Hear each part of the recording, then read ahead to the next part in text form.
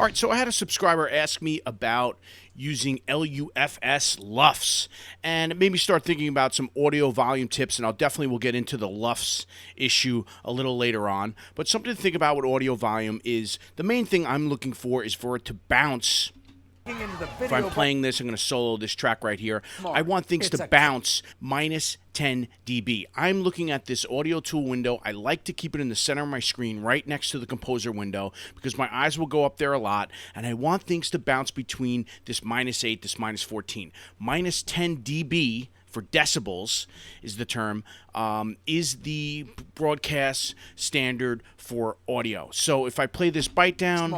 It's a classic Maury rewind. Yes, he's bouncing there between the -8 and 14. I'm going to play this other VO here. Vault to find classic Maury show dads. Right, so in those things, it's going to go up above -8 at certain times, and sometimes when someone's talking low, it's going to go below -14. But the key is that it's bouncing this -10 decibels. That's my main thing when it comes to volume.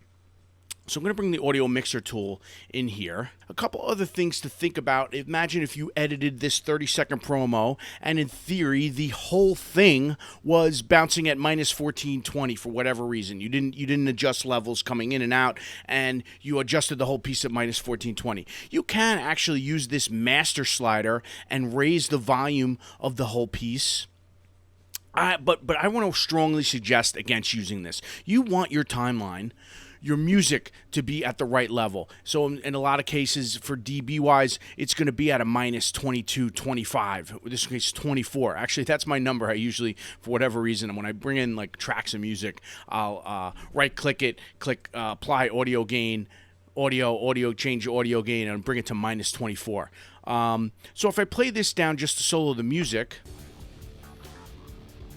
you see it's bouncing here about -26. Because this is mixing in with the volume of people speaking, VO, and with bytes and things like that. So the whole thing, if I play the whole thing now... Classic Maury show dads. Why do I have to do everything? I'm talking right now. Shut up. Okay, so it's bouncing around that -814 level. Even right there, I probably would go back and maybe raise a little bit of the next byte. Byte went a little low to too high to too low. But again, to me, you can't obsess and become anal about having every single sound in this whole piece bounce exactly at -10. When you're dealing with life, that's not the way people speak, right? People don't speak at the exact volume. So a lot of this has to do with just how it sounds to your ear. This is, to me, is really just a guide. I'm bouncing between -10, around -10, I should say. And the rest of it, to me, is more about my ear. Does it sound good to me, my ear? Obviously, you want to have decent speakers, and you want to listen to it at a decent volume. You don't want to listen to everything super low. Then you might have the music mixed in a little too loud or too low if you're listening on the speakers like that. So a couple other volume tip things here. Like I said, stay away from this using this master slider to adjust the volume of your whole piece. Just go into the individual tracks, raise everything up if needed. The other thing is, I had an editor that one time used to, for some reason, use this mute button, and I really strongly suggest against anybody using that. All I can tell you, if the audio mixer's not on, you're getting no audio. I remember that day finally, and I couldn't figure out, was it a hardware issue? Was it a software issue? What kind of issue was it? And it happened to be because an editor I took over the system for some reason had this mute button on. That was the way he muted his tracks through the speakers. Don't do that. So, some other things to think about when it comes to volume. One thing I always do on almost all my sequences is I will have a stereo track at track 1, and I don't edit anything on it. And think about this. Obviously, you wouldn't want to do this for mastering movies or things like that. But for short form, fast paced, high turnaround type television, things like that. If I make an audio mix down to the sequence and I send it to track 1, now in theory I could put a keyframe on it, and now I could raise and lower the whole piece if for some reason I wanted to. Again, something I would never really want to be in a situation to do that. What I would want to do, you could make a keyframe on everything, mark an in to out, and lift it up and down accordingly, right? Or even what you could do is, let's say track 8, and I move the volume up to 3, and I could click this little button right here and say set level on track. Now everything's going to move up there. Let me Apple Z that. So those are two ways to adjust the volume really quickly on everything. And you could also do on the source side, you can right-click audio, and you could apply gain to all your clips on the source side, right? And another interesting thing, especially if you're dealing with field audio that just goes all over the place, there's something you can use in the audio suite here, and it is called Normalize. And when you hit this button here, you'll be able to actually, with the computer, in a sense, will mix up and down your level at a certain dB, at a certain percent, right, or minus, and you can preview it and you can render it, things like that. I don't like to use that tool unless the field audio is just so bad and it's just so annoying for me to keyframe it or whatnot. I want to have the control and the flexibility to move the audio up and down, and I want it to feel natural to my ear. I don't want it to feel like a computer made everybody's voice sound exactly the same exact level. That's not real life. That's distracting. I should say that could distract the audience and not feel as natural and real as the way people sometimes talk a little lower and they sometimes talk a little higher. And that's okay. I'm not going to remix this piece and make sure that those two sentences bounce at -10. Another tip I have here is that I try not to go into, and I'm lucky I don't work with 85 different tracks, but I try not to go into a separate mode. I know AVID, the new AVID especially, has this audio workspace. I try to stay in the same workspace, and the reason why I try to keep my tracks at the same exact size for the most part. I think this is overall a good thing for your editing, not to be adjusting constantly the size of your tracks. You want your eyes to get used to, okay, the audio is usually at this track, and whatever, I'm putting on my rubber band, and I'm moving it, up or down and adjusting keyframes and whatnot, but I don't necessarily, sometimes, of course, I have to make the track bigger, make it smaller or whatnot, but I don't want my eyes to think about moving. You want to keep your workspace in the same exact framing for your eyes for as long as possible. So I do think that's something to think about. So one other thing before I started talking about LUFS is when I think about dissolving audio in and out, especially audio ducking as they call it, right?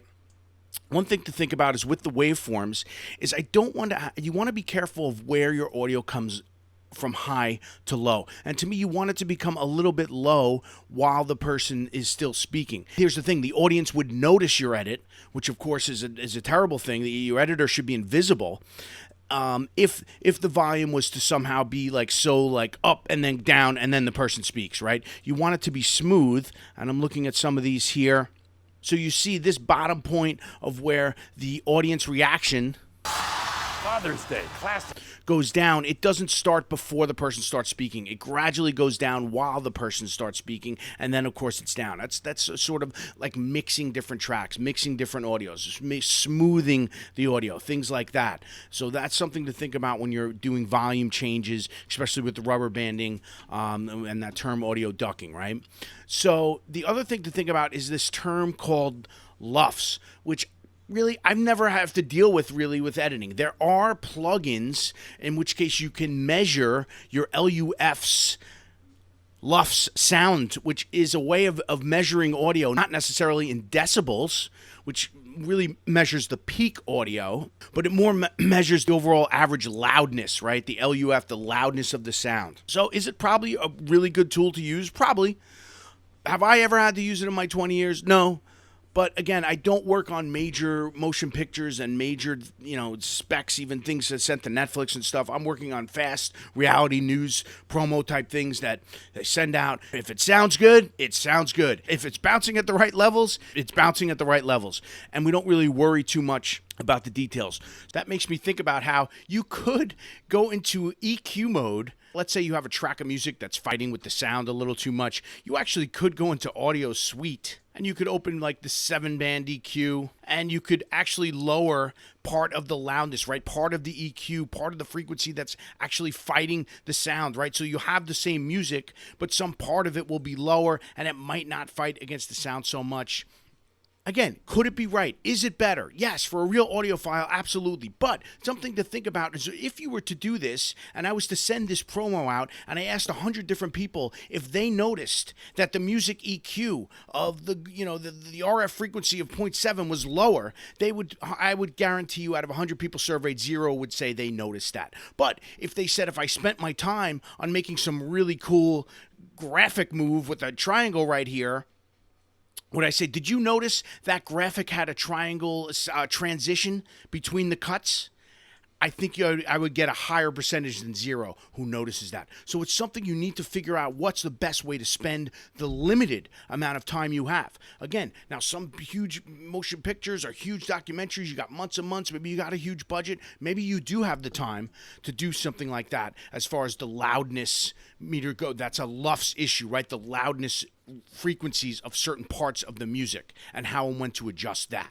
Of course, you want things to be right, you want things to be good, but you don't want to overthink it, right? You just want to enjoy your life and have some beers. So what kind of beer should you be drinking this weekend? I'm going to be going with what many people might think is an unusual choice here. I'm going to go with Miller Lite, a very popular, famous beer here in the United States. It's not a craft IPA. They probably make billions of these, but why I started drinking these lately is because with the IPAs, on some levels, sometimes you get heavy. They feel, not only do they make your body heavy with the weight and everything like that, but they actually make you feel heavy. So sometimes I will now mix in Miller Lites into my drinking session. Tastes great, less filling. It is less filling. I can pound more of these beers inside my body and I don't get completely filled up in my stomach. With that all said, I hope everyone's really enjoying their summer. Tell your friends and family about avidbeer.com if you know someone that needs to learn Avid, and I'll see you in the next video.